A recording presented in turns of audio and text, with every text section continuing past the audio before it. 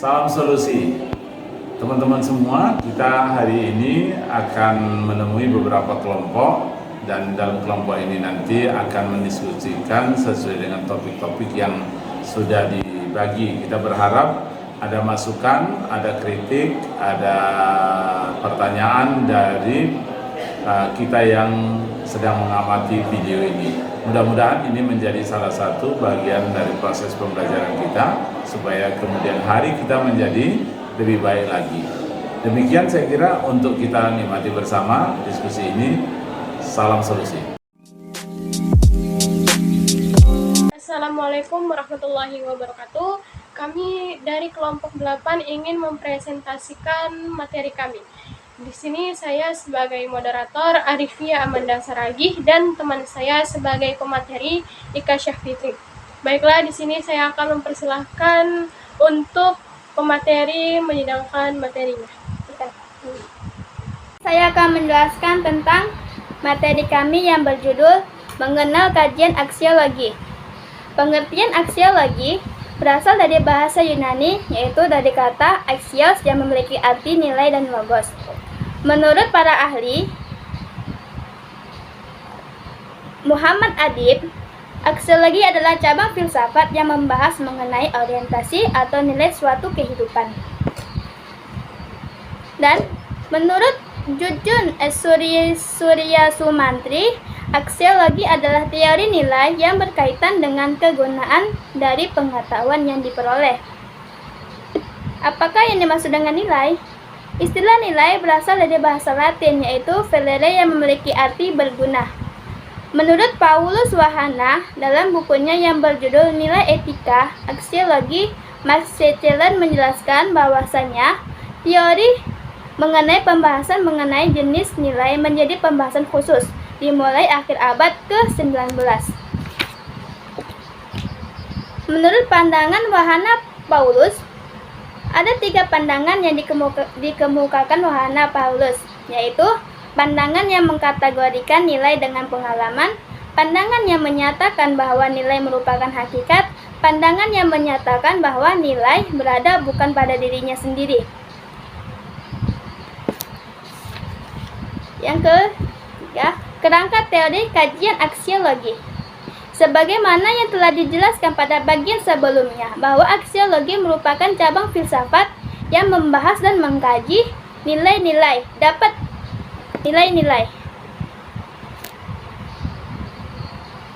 Pengandaian di atas dapat diartikan bahwa etika merupakan sebuah sistem moral dan prinsip-prinsip perilaku manusia yang dijadikan sebagai standarisasi dalam hidup seperti baik, buruk, salah, dan benar. Tanggung jawab seorang ilmuwan. Pembahasan ini mengenai tanggung jawab seorang ilmuwan merupakan salah satu bagian yang harus dijelaskan dalam pembahasan filsafat ilmu.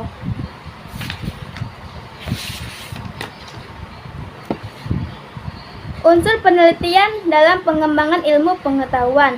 Penelitian merupakan kawan karib bagi seorang ilmuwan atau bagi mereka yang menggeluti dunia ilmiah seperti mahasiswa, dosen, dan lain sebagainya. Baik, sampai sini saja materi dari saya kembalikan kepada moderator. Baiklah, di sini kami akan melakukan tanya jawab dan saya akan bertanya kepada saudari Ika.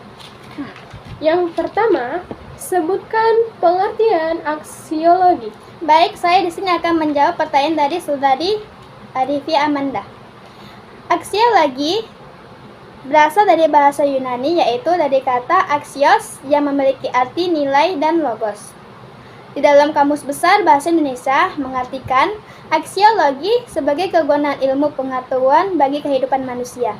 Dan saya juga akan bertanya kepada teman saya, sebutkan pengertian aksiologi menurut para ahli. Menurut Sri Suprapto, nilai-nilai kebenaran, keindahan, kebaikan, dan religius adalah nilai-nilai keluhuran hidup manusia. Nilai-nilai keluhuran hidup manusia dibahas oleh cabang filsafat yang disebut aksiologi. Kemudian saya akan bertanya kepada teman saya. Yang ketiga, apa yang dimaksud dengan nilai? Nilai yaitu adalah berasal dari bahasa Latin yaitu valor yang memiliki arti berguna, mampu, berdaya, berlaku, dan kuat. Dan dalam bahasa Inggris dikenal dengan istilah value yang diartikan sebagai kualitas suatu hal yang menjadikan hal tersebut disukai, diinginkan, dan dapat dijadikan sebagai objek kepentingan. Dan saya juga akan bertanya kepada saudari Arifia Amanda. Saya akan bertanya kepada saudari Arifia Amanda. Yang pertanyaannya adalah, jelaskan dan sebutkan filsafat nilai menurut pandangan Paulus Wahana. Menurut pandangan Paulus Wahana, dalam bukunya yang berjudul Nilai Etika Aksiologi Max Keller, menjelaskan bahwasannya teori mengenai pembahasan mengenai jenis nilai menjadi pembahasan khusus dimulai dari abad ke-19. Baiklah, saya akan bertanya kepada saudari Ika Syafitri. Yang kelima, jelaskan unsur penelitian dalam pengembangan ilmu pengetahuan. Penelitian merupakan kawan karib bagi seorang ilmuwan atau bagi mereka yang menggeluti dunia ilmiah, seperti mahasiswa, dosen, dan lain sebagainya. Pada dasarnya, semua disiplin ilmu memiliki metode penelitian sama, di mana hal yang perlu diketahui bahwa terdapat 3 manfaat penelitian terhadap pengembangan ilmu pengetahuan, yaitu menemukan bidang baru, memantapkan dan mengukuhkan bidang baru, dan mengembangkan jangkauan wewenang ilmu dengan teori dan disiplin. Baiklah, saya akan bertanya kepada saudari Arifia Amanda. Apa yang dimaksud dengan penyusunan teori? Yang dimaksud dengan penyusunan teori adalah serangkaian hipotesis atau proposisi yang saling berhubungan tentang suatu gejala atau fenomena atau sejumlah gejala.